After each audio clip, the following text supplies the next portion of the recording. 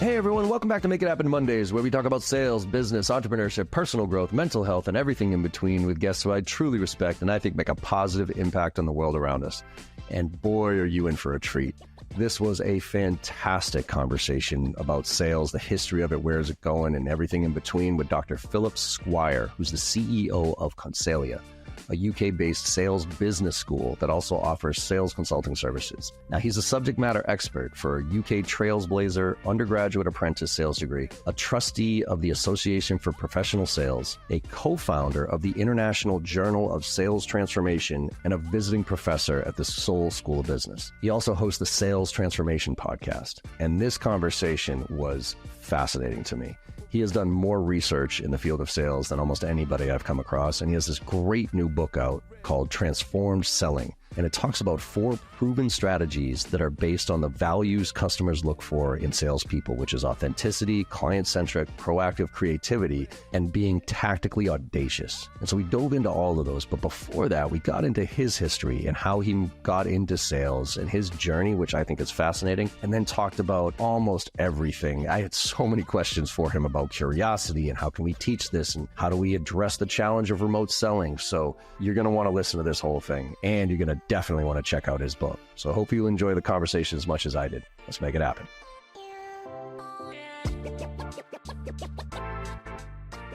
Dr. Philip Squire, welcome to the Make It Happen Monday podcast, my friend. Thank you very much for inviting me, John. I'm really looking forward to joining you on this session. Yeah, this one came at me. I was doing prep for this one. I was really interested because the whole accreditation of sales and at the university level, it's something that when I got into sales and started really understanding it, I was just floored that there wasn't an education, a formal education in this process. And you've taken it to the whole level, because I said one day, when I was younger, when I'm independently wealthy, I'm going to create an accredited course to go into university and teach kids about sales, right? But you did it. You did it. So let's give the audience a little context about where you're coming from and what you're working on right now, because you have a lot of different things going on. And one of the things that struck me was you had said, you fell into sales by chance, not choice. I think a lot of us do. So if you could walk us through your little journey to where you are today, and then let's dive into some of the stuff that you're working on right now. It'd be fascinating. Sure. Yeah. I mean, I think so many of us in sales do fall into it by accident, and that was certainly the case for me all those years ago. And I actually thought I was in banking when I first started my career. When I left school, I didn't go to university, but was accepted on a sort of fairly prestigious sort of management development program with one of the international banks. But I hated working in the large corporate environment, so I looked for something that was slightly more entrepreneurial, and worked for a number of years in the insurance sector, and then joined a Swedish consulting group, thinking that actually I was going into marketing, but actually the organization was much more focused on sales. And so when I was in my sort of early to mid-20s, I suddenly found myself working with this Swedish sales consulting organization as a kind of guinea pig, because they didn't normally take on people quite so young as I was, but they thought they could mold me into a certain clone. But actually, I fell in love with sales, right back in those early in those early days. And after about 4 years, I was then asked by one of the people working for that company to join him as he set up a consulting practice. And I'd always wanted to kind of run my own company at some point. And it came again quite early in my career. And that organization went through a number of changes until 2006. And we then created a joint venture company between a Spanish, Italian, and a British firm. At the time, it was aimed to supporting our clients, delivering sales training programs across the globe in multiple languages, and that's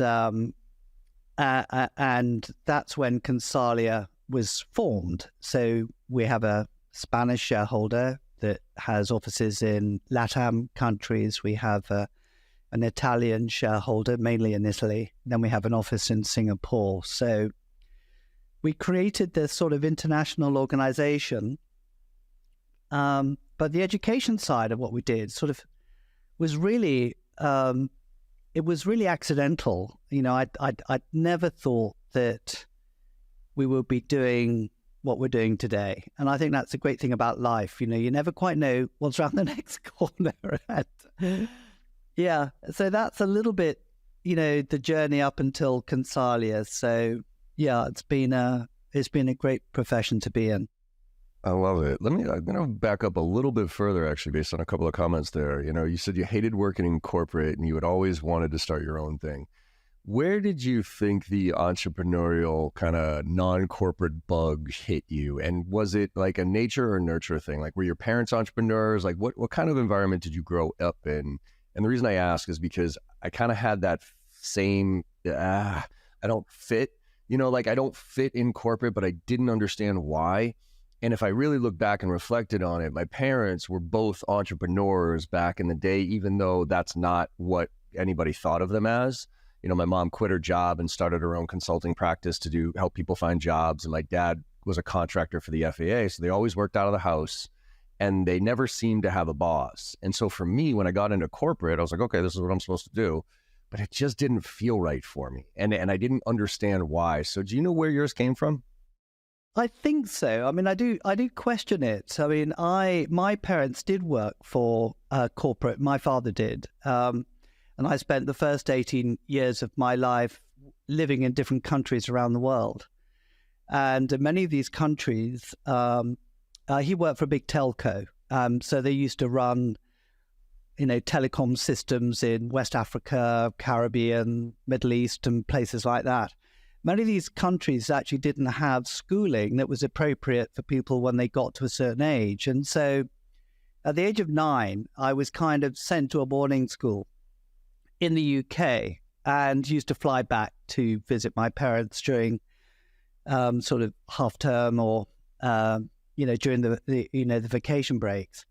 And I think that what that did was actually gave you a slightly independent spirit. You know, you had the privilege of living in some quite incredible cultures. And so my world up until 1820 was quite, I suppose you could describe it as being quite expansionist. You know, I didn't like to be caged in. I was jumping on a plane often. I was exposed to many amazing cultures. And so, but to describe my parents as entrepreneurs, no. But I think it was at school that I began to read up about entrepreneurs and business people that I really respected. At the time, we had sort of Richard Branson starting off on his career, and we had some others as well. And I used to collect articles about them. And I think at that stage, you know, I felt that I wanted to follow in the likes of them, though not to the degree of success that they may have achieved for themselves. But I think that sense of sort of wanting to build something, to create your own business was there at quite an early age. Yeah, I think it's always fascinating to me because people's journeys are all always obviously different, but sales is one of those ones where you can kind of always put a thread back to some type of independence, some type of like not fitting in for some reason and wanting to chart your own path as opposed to fit into a box. And I'm not saying that it's bad to fit into a box, right? The world needs plenty of those people that do the job and that's right, go along the lengths. But, you know, there's always that thread of, you know, hey, where did that itch come from that you just don't want to fit in that box anymore? Or you want to be, for me, it was more about the work related to the pay originally that didn't feel right to me. Like that's why sales was so attractive to me when I got into it, because I was like, okay, I get this. I knew I wasn't the smartest kid, but I knew I had a really strong work ethic. And to me, I was always, well, the harder you work, the more you should get paid, right? Like that's kind of just makes sense. And that's what dragged me toward, you know, moved me towards and attracted me towards sales. But then I opened up my eyes to everything else about it when I really got introduced to it, got my education. My first true education was Xerox, right? I got the Xerox 8-week sales training program. and it was fantastic. So that was my education. Now you identified that education obviously had really ignored sales for years, and marketing, and actually marketing dropped sales. The word, right? So why do you think academia was so, I don't say against, but so, I don't know if the word's dismissive or against or anti, but why do you think that sales was not an educated profession like all the other ones up until relatively recently? I think sales has and perhaps still has. I think less so in America. I don't know. You'll comment on it. There's sort of stigma, which people in the academic world kind of react against. I began doing a doctorate, which is completely by accident. I fell into it again by accident, but really enjoyed the process. And what struck me when I was doing my literature research was actually looking at how many journals were there that were devoted to academic research into sales. And I think at the time there may have been 2 journals, compared to 150 ones on marketing. And so, marketing has dropped sales. It used to be included. There used to be an Institute of Sales and Marketing, and now it's it's the Marketing Institute now. That's the prevalent institute in the UK. They were trying to change that with a non-for-profit kind of body. But it's really, really interesting. And it gets me angry, actually, that there is this attitude that sales isn't a profession. And so when I found myself doing the doctorate and sort of seeing what it was like being an academic, doing a doctoral research program in an area that I was intensely interested in, seeing some of the prejudices, the lack of sort of an educational mentor, because people were there that could support my research because they hadn't been in sales. So I kind of wanted to try and change that if I could, and in fact the motivation for doing so came through some of the clients we're working with and some of the sales leaders we're working with who said, could we help them set up something for some of their top, salespeople as a way to harness their sort of intellectual curiosity about the profession, because, so many people in sales love it. There's so much knowledge and they're so clever. And so that started a journey which has taken us to now where we are today, which is a kind of business school for salespeople. Really? Only. Yeah. I love it. I'm curious on this one because I was kind of skimming through the chapters of your book, and you talk a lot about the history of sales. And I'm curious, here in America, we take credit for a lot of stuff that we don't really, shouldn't take credit for, right? Like the automobile, like Henry Ford invented. No, Henry didn't invent the automobile. Germany actually invented the automobile, and we manufactured it better, right? So there's this false pretense that we created this. No, we didn't. Sales, though, seems to be, as I travel around the world, what you mentioned earlier is like, there's a little bit less of a stigma here in the States, right? Because I think we are a very sales driven. I mean, if you think of, Columbus and whatever history you want to believe, that was kind of sales. He's like, you know what? I'm going that way. Like, I don't like what's going on here. I'm going to go that way and see what the hell happens, right? So I think, a lot of it is in our DNA, right? As just go and not as traditional, if you will, historically. But where do you think sales, where was sales recognized, right? Because you go through a whole period in your book of like the 1800s and this, but where do you think it really became a thing? Was it in America or was it elsewhere? And did we kind of adopt it? Yeah, I suppose it's around what is the definition of the word sales, because so I got quite a lot of my inspiration for those early chapters of the book around some of those entrepreneurs who literally led, sort of trade missions across the Silk Route, and and so on. But I think for sure that the spirit of America has really sort of accelerated this whole idea of salesmanship. I think initially it's just a great entrepreneurial society. I mean, it believes that anyone could do anything, and we don't have that. Or not, but yeah, we don't have that. We're much more cautious, and we had our heyday in the Industrial Revolution in the late 1800s. We'd sort of fallen by the wayside of it, but I just love that mindset. So I think America, and you can see that in the powerhouse that you are now as an economy. I mean, it's sort of very, very much sort of sales driven. But I think some of the practices of sales in those early days were quite detrimental to the stigma that it now has. And some of the early books on sales written by buyers, not sellers, actually were based on accounts of things that happened in America during the early days of, people selling maps and so on to farmers. And it's very interesting to sort of see this tension sometimes being built between, buyers and sellers. And I guess what constitutes good sales practice is now, it's so important.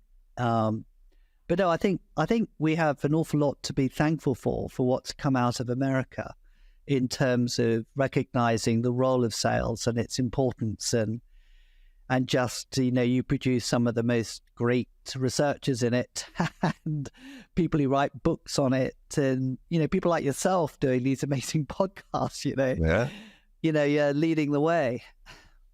Yeah, I mean, I think that's, trying to do it right. And I think that's where I'm curious where it turned, right?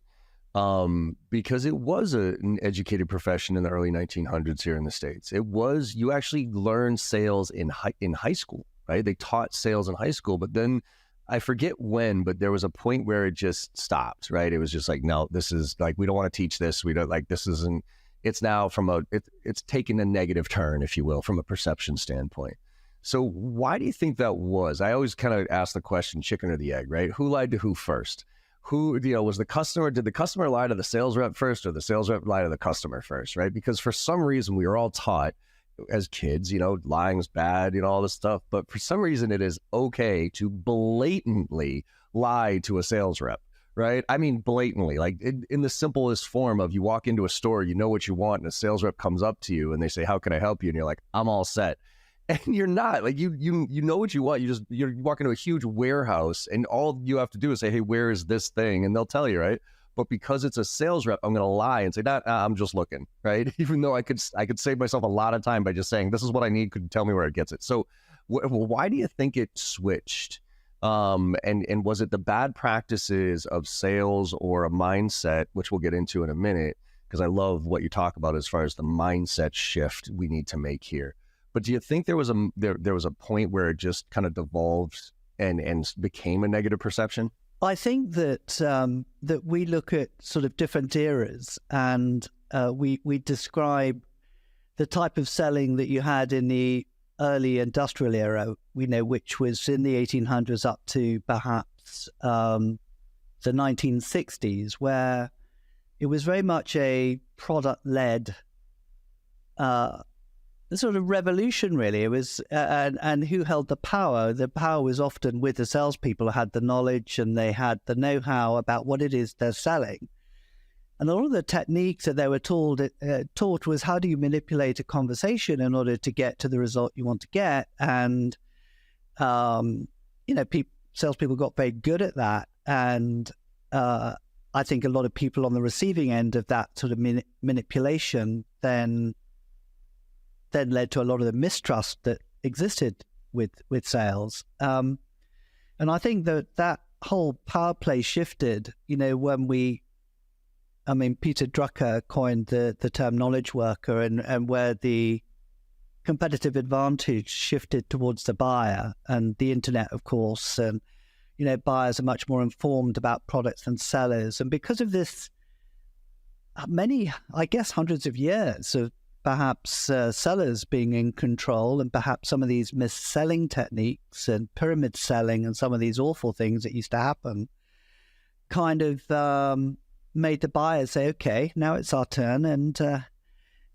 we'll start doing a bit of the lying, perhaps, as you were saying earlier.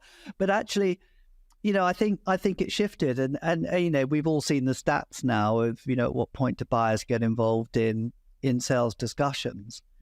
But I do believe that it's shifting again because the world is changing so fast and so quickly. I think it's much more about co-creation and about working together. And I'd like to think that there's a sort of coming together of these two extremes into something which is, it's collaborative.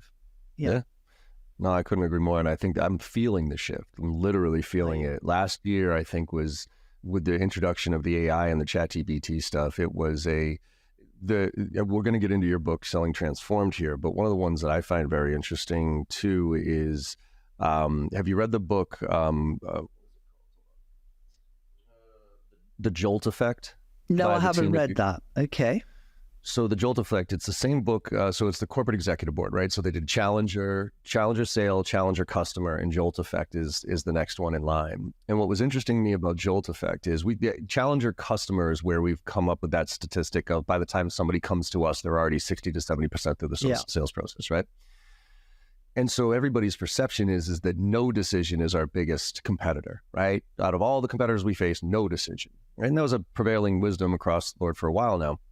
But now what Jolt Effect is coming to the table with is it's actually not no decision, it's indecision. And the reason is because things are moving so fast right now and there's so many options that clients are overwhelmed with the amount of information. So I think to your point, we owned the narrative up until probably around the 70s, 80s, right? Solution selling, asking, but it was more product pitch, right? Because you never saw this before. So I'm now showing it to you and I have all the power. Yeah. The internet comes out, we make the shift to now they own the information. But now we've crossed that chasm and now there's too much information. And so changing our style to help people make decisions is imperative, and to your point of co-creating the solution. And I think that's what it seems like your book tries to dive into, is kind of shifting the mindset first of why we're selling, and then figuring out how to be a far more customer centric. So do you feel that shift as well? I do feel the shift, and it's quite interesting because you read about some people kind of talking about this insight-led approach, which is what the Challenger sale was very much about, to begin with. But if you start to think about what is your source of competitive advantage, if everyone's providing insights, you get this overwhelming surge of information, and customers are confused, like you were just saying, and it leads to indecision or no decision kind of being taken. So and there's someone else that you might want to look up, which is Professor Julian Birkinshaw, who talks about the post-knowledge era. And his question is, what is the source of competitive advantage in the post-knowledge era? And he talks about two things. One is agility, the ability to be able to be agile. And the other is democracy. And democracy is an interesting one because he feels that with the advent of so much data and so much information, so much insight, is that people are losing that personal, relational sort of context. Yep. Now, it may not be quite so relevant in America, I don't know. But when you come to some of the smaller countries, relationships are incredibly important. And there's a kind of feeling that perhaps we've lost sight of that in this sort of data-driven world. Pandemic didn't help because, people lost track with relationships. And, a lot of people are struggling. We see a lot of mental health issues, actually, for people in sales as well. So we quite like the kind of work of Julian Birkinshaw as well, who sets us a context for what era are we in, and this connection with sources of competitive advantage.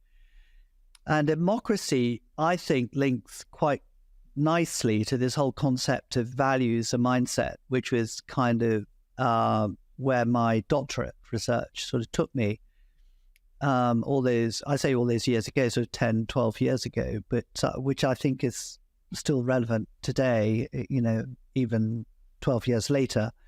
I think it's more relevant in a way.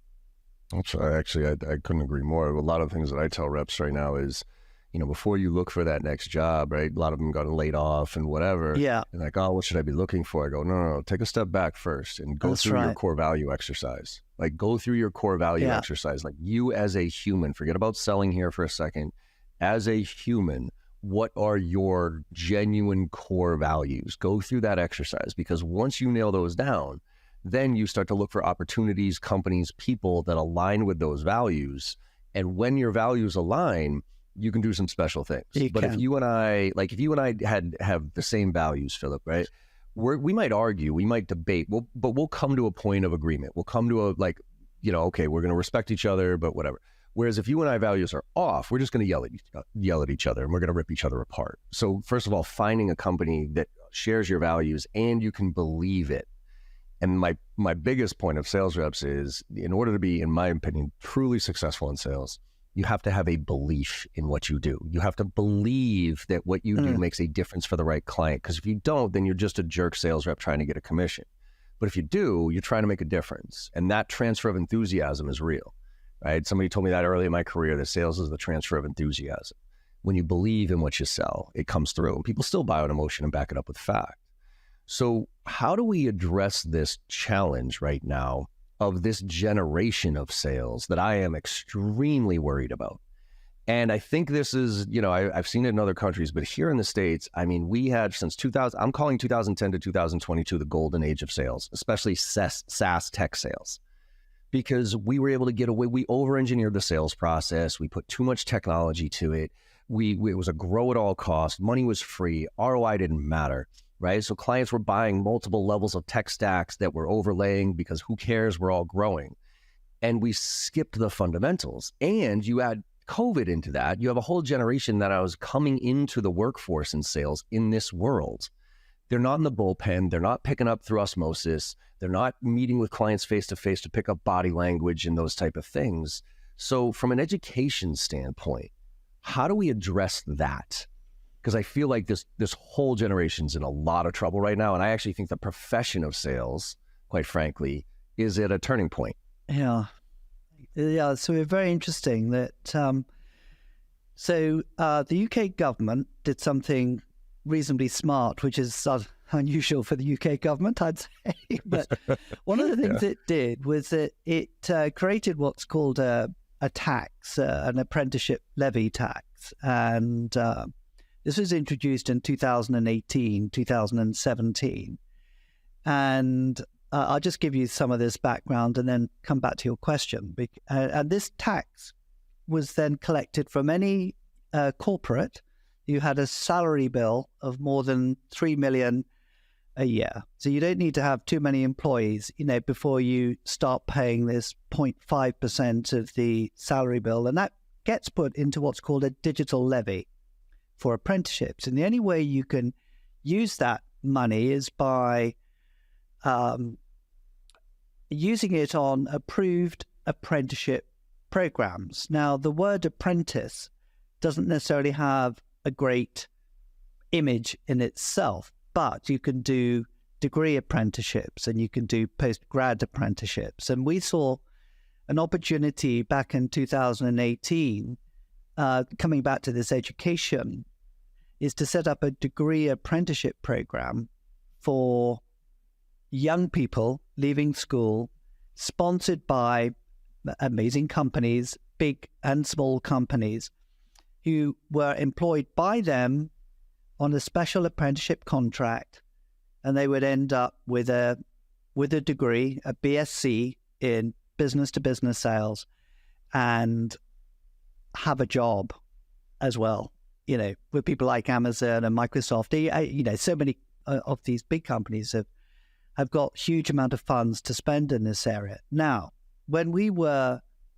this is 2018, pandemic hit in 2020.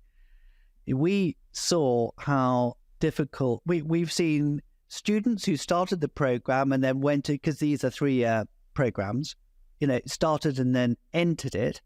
And we've seen students start in the pandemic and they definitely have lacked social skills. They really, really have found it a challenge to work in a sort of more corporate environment, sort of working with other people. And we there's been a big gap in people's lives. And I'm we're like you, sort of concerned about what this means for them as individuals.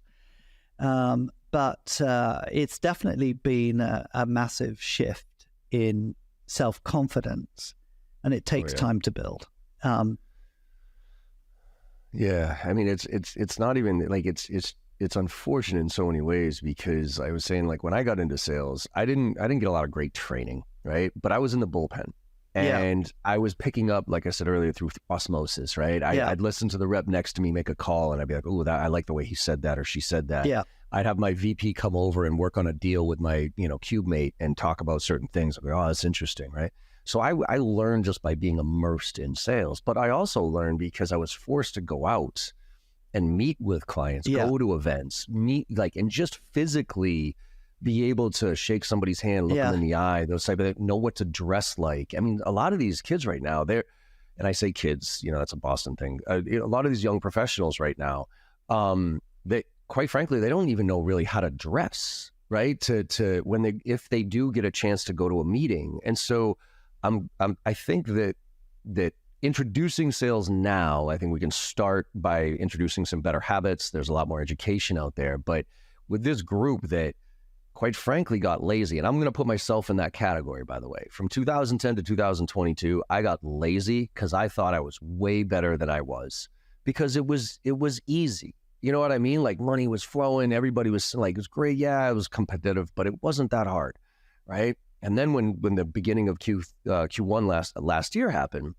especially in the tech space, when it all fell apart, it was a wake up call for me. Like, whoa, I gotta kind of get back to my basics and fundamentals, quite frankly. The good news was I had those fundamentals to fall back on. The bad news is many of these reps don't have the fundamentals to fall back on, because they were brought up in the age of tech first, skills second, product knowledge first, sales skills second. Like, still, it drives me nuts that most companies onboarding, they spend the majority of their onboarding teaching about product. And then they wonder why the sales rep goes out into the world and starts throwing up all over their clients about how great they are. It's like, that's the only thing you gave them. I would rather start with skills first and ability to connect with people and communicate, and then teach your product knowledge later. Is there a different way we can onboard or introduce people into sales? Can I just say, I've listened to some of your sort of recent, I think, YouTube clips, actually, and you talk about the challenges you faced last year in a very open way. I have to say, clearly was quite a tough year. And I really liked you talking about it, because, so often in sales, you get people kind of pretending everything is gone really well. And it's all a bit glossy, but actually, and that lends itself to one of the core values that we identified through my research was around authenticity, because, a lot of it's about building trust and, who is the authentic you and who is the authentic me. And I think you mentioned something earlier, which is terribly important, but rarely happens, which is this connecting with who you really are and what your core sort of values and beliefs are. And I have found that when we've taken people through a journey of really trying to understand what makes them tick, is they've rarely spent any serious time looking at it. So when you ask people that question first, they sort of say, well, I'm family orientated, or I'm honest, or I act with integrity. But actually, it goes a lot deeper than that. If you do it properly, that's self-reflection. And sometimes these pivotal events that happen in a life, sort of examining how you act or react or don't act in certain situations, tells you a huge amount about what your core values and beliefs are. So what we tend to do before we embark on any kind of sales development initiative is start with that one question, whether you're a leader or whether you're a salesperson. And quite often they start thinking their core values and beliefs are here, but they end up realizing they're somewhere completely different. But it drives everything. It drives, curiosity. It drives the way you want to develop. It drives the sort of company you want to work for. For me, that's such a fundamental question. And John, I don't think enough people really ask that question. It's if you talk about leading and lagging indicators, to me, your values and belief systems are a leading indicator for something that happens later. There's something could be behavioral. But unless you understand what is your operating system, if you like, the applications that sit on top of that, your skills, your competencies actually don't do anything, So for us, we always try and get to the heart of what makes someone tick. And then whether it's an insight-led or a hypothesis-led sales approach you want to use, they're simply applications that sit on top of the operating system. But if the operating system isn't right, the applications won't work. I absolutely love that, because I couldn't agree more. I mean, it was funny when you talk about clarifying, right? And I don't know if this is one of the videos you watched, but I remember going through the exercise with my business coach, and five, you get 50 down to 20 down to 5, and then you prioritize those 5. And I remember asking him, family that you brought up was on the list. Yeah. And I said, well, isn't family kind of always the default number one? Like, isn't that, because that's where my head was at. And he goes, no, absolutely not. He's like, as family is your number one value, you have to write it down. You have to live it. You have to ask yourself in every decision you make, how is this going to impact my family?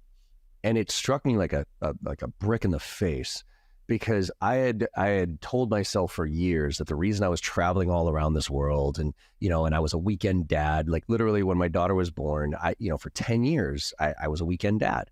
And the way I justified that to myself was I was doing this for my family. I was doing this so we could make enough money so my daughter could have what she needed and my wife could do what she wanted to do. But then when I really sat down and thought about it, I realized that's not at all why I was doing this. I was telling myself to make myself feel better about that. But I was flying all around this world doing this stuff because I was really good at it. And I was getting a lot of accolades for it. And so that's why was my family benefiting financially? Sure. But was my daughter benefiting from me not being around every single week? I doubt it. And so it really struck me. I was like, shit, all right, now. And so now it's, yes, family is top on my list, but now I look at it in a completely different way. And I think about it from your perspective too, as far as from a client standpoint. Like, empathy is true when you start to think of them as a person and not a number, not a contact, not a lead, not an opportunity, but as a person who's going through the same crap that you and I are going through every day and dealing with all the same stresses that we deal with. And that changed my view of how I approach things. And so I think going through that really deep, intensive work on values, to your point, the operating system, if you don't have that right, it's a house of cards that'll fall apart. Yeah. I think it's what I found with my doctorate research, because I interviewed clients all over the world. And yeah, it was quite an interesting journey that I took. A lot of our clients asked us to go and interview their customers about how do you want to be sold to. And I remember there was a point of my research where I kind of brought buyers and sellers together to share them the kind of data that I'd got, saying, well, look, if we're listening to all of these customers, how can we make sense of it? And I remember coming away from this kind of workshop feeling totally dejected that I spent the last 2 years getting nowhere, because a lot of the themes that we listed down on the flip charts were things that kind of we knew about and we trained in. And one of the stats that came out in the research was less than 10% of salespeople sell in a way customers really wanted, which is quite a frightening figure. And I felt that none of what we'd been doing in the past was actually helping. And it was a particular lecture that I went on at the university where someone asked me about research techniques, and we got into this whole area of bias and autobiographical listening, and began to kind of question the lens through which I was looking at the data. And it just struck me, it's like a huge moment, that I'd I'd influenced the research findings according to what I knew, and I was completely blinkered. And when we went into the data again, same data, looking at it through the lens of values, we came up with a completely different kind of conclusion, which was that customers hear what people say, but they are looking for the values that underpin what people say. And they're looking for a core set of values, typically in salespeople, predicated on trust, but then with sort of intellectual acumen, if you like, the ability to think quickly and solve problems in a creative way. And it completely changed the sort of focus from focusing on competence and skill to what are the values that will drive the behavior that will get you the result. And that's kind of how we changed, or how I changed, sort of my perspective as a consequence of this amazing opportunity to educate myself a bit more, and to learn how to do research properly. Sorry, I'm probably rambled on a bit here, John. No, I love it. And we'll get into those, because I think, in the book, Transform Selling, you talk about those 4 proven strategies based on the values customers look for. And one of them is authenticity, client-centric. I did have a question on the client-centric one. You talk about the third box thinking. Yeah. Could you clarify that for me? Because I think authenticity, I wish more people were authentic. I actually don't understand why they're not, because it's actually way easier to be authentic than it is to be a liar, because you have to think of things if you're a liar and you have to figure that out. But being authentic and being true to yourself. But I do, core values, go there, start there, and not trying to sell, trying to help. But the client-centric thing, right? Make sure it's based on them. But talk to me about this third box thinking. Yeah, third box is really interesting. And part of that was influenced by a series of interviews I did in Seattle with Starbucks and HP around a particularly innovative deal. And so and the story, just very quickly, it was in the days of the internet cafes springing up, and Starbucks had 1,600 stores that needed to be equipped with internet facilities, and they reckoned it would cost them $100 million to kind of put that technology in. And Howard Schultz actually came up with this idea to a team of just 2 or 3 people. He said, look, can we figure out a way where we could get the vendors to invest in us for free, for nothing? Literally issue an RFP saying, we want you to invest $100 million. That's, just imagine you're an account manager. Not too many responses. But actually that really is what happened. But of course the account team, not the account team, the head of marketing, CIO, and there was a young lady out of Harvard that was in this incubation team. And they began to look at what is it that they have as Starbucks is going to be of huge value to these vendors. And, they had 14 million customers coming into the Starbucks store every week. 45% of those came 5 times a week. And, this is when it was a race to get your product to market really quickly. And how much would it cost you to invest in advertising and promotion? And, we can give these people access to these 14 million customers 5 times a week. That's got to be a value. And once they'd sort of figured that out, they then issued this RFP. And I interviewed it was Compaq, then was acquired by HP, roughly at that sort of same time. And they won the deal. It was 60 million they invested over a 5-year period. And there was a huge amount of creativity sort of gone into the account team to say, where's the ROI going to be in this deal? Starbucks is all about the third place. The third place is where the first place is home, the second place is work, third place is Starbucks. That was the whole concept behind the philosophy behind the Starbucks stores. So they thought of the third place, and that kind of led me to this third box kind of concept, because I came back from these interviews. It was on the plane flying back to London, and I asked the question, what if? What if the idea came from the account team before Starbucks had even thought about it. And what would it need to take in terms of mindset to have an account team think about how they could help Starbucks protect itself from all these internet cafes before Starbucks had actually started to figure out that they needed to do something really quickly.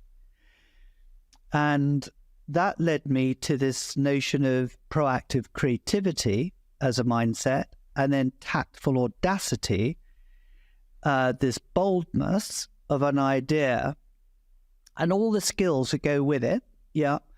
And that led me to this customer's customer working back approach, rather than you as a supplier thinking, what have we got that we can sell? And if your mindset started there, then you perhaps could be more successful. That was the hypothesis, if you like, that came on the back of that. And we had a partner in the USA called the Summit Group, and they had also developed this concept of third box thinking. And then we agreed that we would use this third box approach to kind of complement the mindset that I discussed earlier as a means of becoming much more client-centric. So ironically, you're not starting with the client, you're starting somewhere else, the client's client, and then working backwards. So that's third box. Love that. Sorry, it's a long story.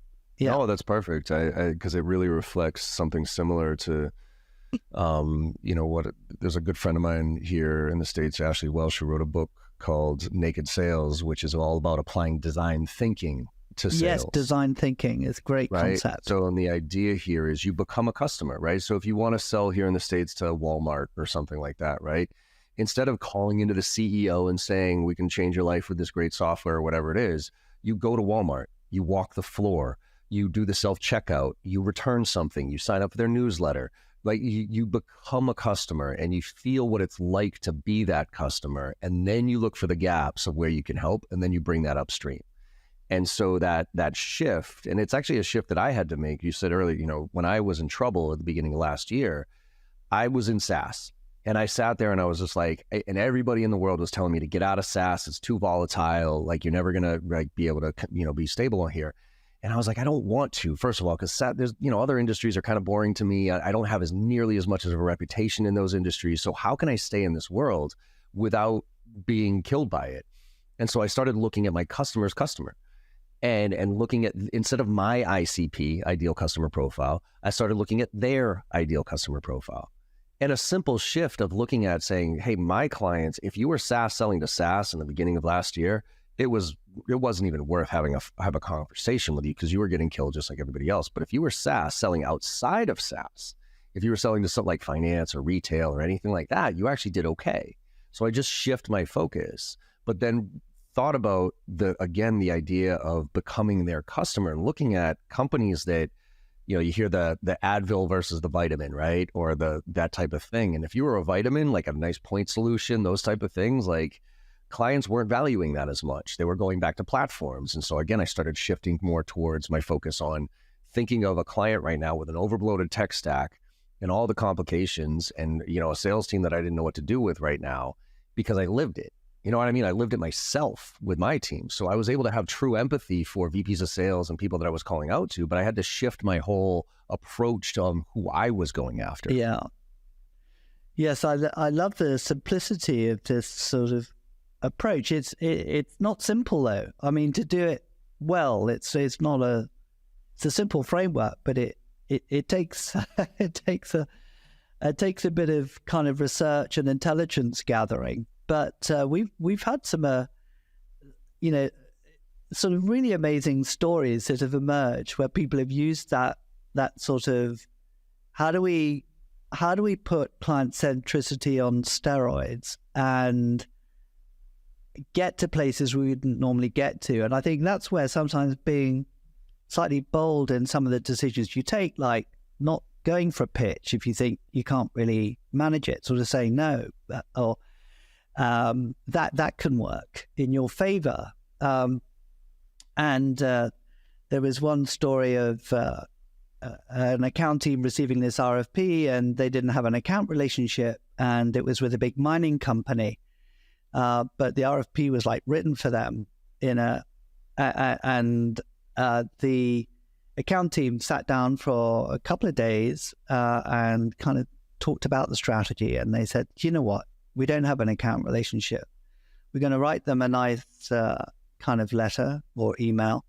And in it, we're going to say, look, thanks so much for sending us the RFP. Really appreciate it. It's like it was made for us, but we feel on this occasion, we just simply can't respond.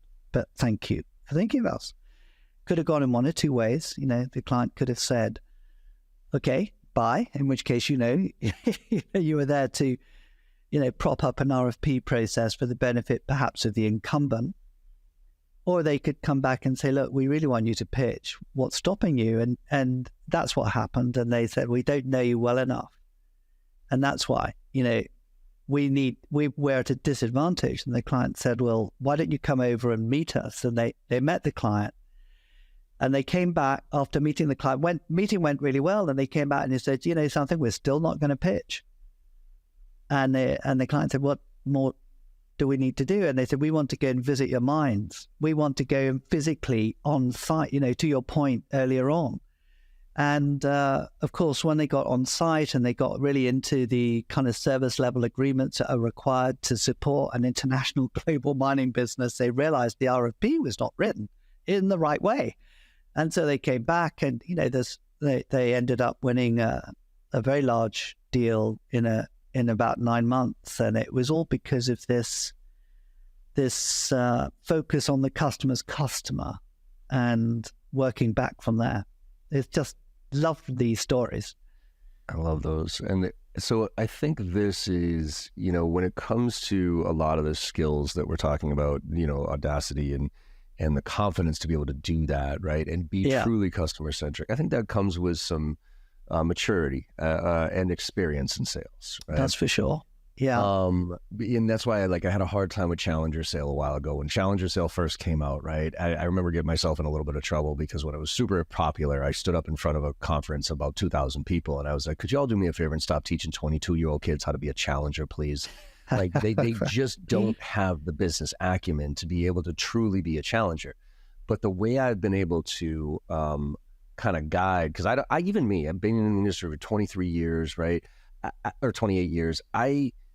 I still don't challenge people in the technical way that they talk about. It's like, hey, you make this decision once a year. I help people make it every day. Let me show you where people make good decisions, bad decisions. I challenge by asking questions, which leads me to one of my questions for you.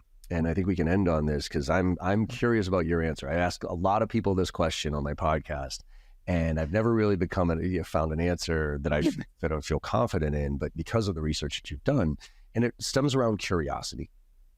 Because I think you can be a challenger by being genuinely curious about an account, about why they're doing this. So you're not just responding to an RFP, you're looking at the back end and being like, wait a minute, something's not right here, right? I'm curious why we're doing this. And so I think that is a superpower of young sales professionals who might not have the business acumen and experience to be able to push back on people. But my question to you is this: can we teach curiosity, or is it born into us? Nature, nurture. What are your thoughts on that one? Yes, so curiosity is a core component of being client-centric, and we get asked the question, is it possible to change your values and belief systems? And my answer to that is, because if you've got a value and a belief system which is that strong around client centricity, it will drive curiosity, it will drive research, it will drive the questioning. Well, as a baby, you're not born with values. You acquire them over time. So I am a believer in the fact that you can teach people to be curious, but they need to be truly grounded in a client-centric mindset. And I would argue that if they're not naturally curious, they're not client-centric. Therefore, They don't do that well on the client centricity stake. So I think it is. But I think that you can teach people all the skills in the world. You can teach people the questioning skills and active listening. But if their value system is not truly grounded in being authentic and being client centric, all of that training goes out the window because they just won't do it. Yeah. So for me, the source of what it takes to make people curious is a genuine commitment to client centricity, and the rest will follow. Love that. And that's kind of where, was there a moment in your career, in your sales career, if you will, where that struck you, is that switch? Because I know for me, I remember vividly when I was giving a pitch to a client, because 2 ears, 1 mouth, make sure the client talks more than you, blah, blah, blah. And they would ask, for an hour-long meeting, I'd ask 35 minutes worth of questions to make sure you spoke for 35 minutes longer than me. But then as soon as you were done, I went right into my pitch. And, the whole thing, well, we were founded in this and there, and look at all our wonderful things. And here's how we're structured, right? And I remember at the end of that presentation, I thought I did fantastic. I was so proud of myself. And I walked out with my engineer, right, who did a sales call with my engineer. And I remember these words came out of my mouth, and I said, oh, man, I crushed that. I'm like, that dude didn't even know what to do with the information I put in front of him. And as soon as those words came out of my mouth, the engineer, who was a non-sales in every way, right? Like, he even looked at me like with this look on his face, like, huh? Like, did you really just say that the client didn't even know what to do with the information that you said, like, that you presented to them? No. And I remember where I was. I remember in the parking lot. I remember the feeling, and I was like, oh my God. Like, what the and literally that was the day I took my sales deck pitch and threw it out the window, and I never used it again. So for you, was there a moment where you woke up and you realized sales isn't about me just continuously pushing, but it's really more about really customer centric? Or did you find that out really through your research, or was it just ingrained in you in the beginning? I had such a similar situation to the one that you've described at a very early stage, and taught to follow a pitch and a presentation. I was quite proud of myself, but in my situation, I was presenting to a group of people who could potentially join the company, and after about 10 minutes, one person got up and left, and after about 15 minutes, more people got up and left, and by the time my manager came back in the room, there was no one in it, and I thought I was going to get fired. That was hugely. I mean, I realized what I had, what a journey I was on. And I don't think I was old enough at that stage to fully twig the client centricity bit. I think that came later. But I've certainly had that. And I do learn more from failure than from success. But I think I think it's when I was doing the doctorate and we had these control groups and we were trying to push the boundaries of client centricity, realizing how far you can never go too far on client centricity, and coming up with lots of innovative ways to get intelligence and to get insights. And I think probably that was where I began to really see where one could take this, coupled with the values that I spoke about earlier. But that was much later. I mean, I was in my 40s when that happened. Yeah. I'd made so many mistakes up until then. Sure. Okay. The amount of mistakes, that's why in my training I highlight all my mistakes, because I'm hoping that people can learn from those and have to skip a few steps so they don't have to go through as much pain as I did. Exactly. As a small nugget, that meeting, there's one word that came out of that meeting that is a trigger for me. And I tell reps this all the time. If you hear this word at the end of one of your demos, you've done a miserable job. And it's the word digest, right? And it usually sounds something like, hey, Philip, this was great. You know what? I'm in a little time to digest what you just told me right here. So why don't we circle back in a couple of weeks? We'll take it from there. Like, if you hear that, it sounds good. Like, oh man, I was really good, right?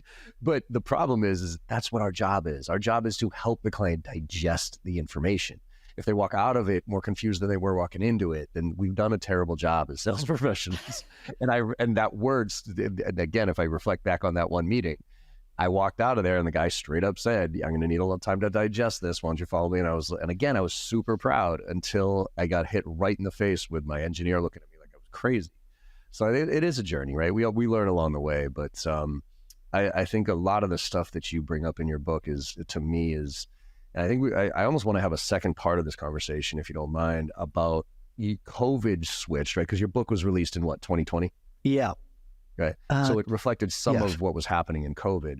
Yeah. But I'm really curious, I think, on the next conversation we have about where you see AI fitting into this, because that's the existential threat for me for sales. Yeah. I think we were breaking, forget about AI for a second. I think the model of predictable revenue and all this, I saw it breaking, and I felt it shifting up into, even before AI.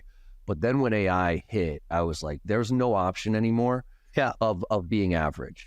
And when you realize that you can get more value out of going into a ChatGPT and asking it questions about your product, where a client will get more value out of that interaction than they do typical sales, you realize how much trouble we're in. So I'm curious if, when we extend this conversation to dive into that and how you see us evolving in this AI world. Because that's why I don't think sales reps are going to get replaced by AI. I think they're going to get replaced by sales reps who know how to use AI. How to use it, And that's a small fraction of this, but it's a massive part of our population that's in trouble because they're just kind of going through the motions. Whereas that 80-20 Pareto's rule, I think there's 20% of us that are going to figure this stuff out and smoke the rest of us. And that's going to be a great from a client standpoint in a lot of ways, but terrible from a sales profession standpoint. So I'd love to dive into that if you don't mind on our next conversation. Yeah, I'd really love to. And just want to thank you so much for the interview, John.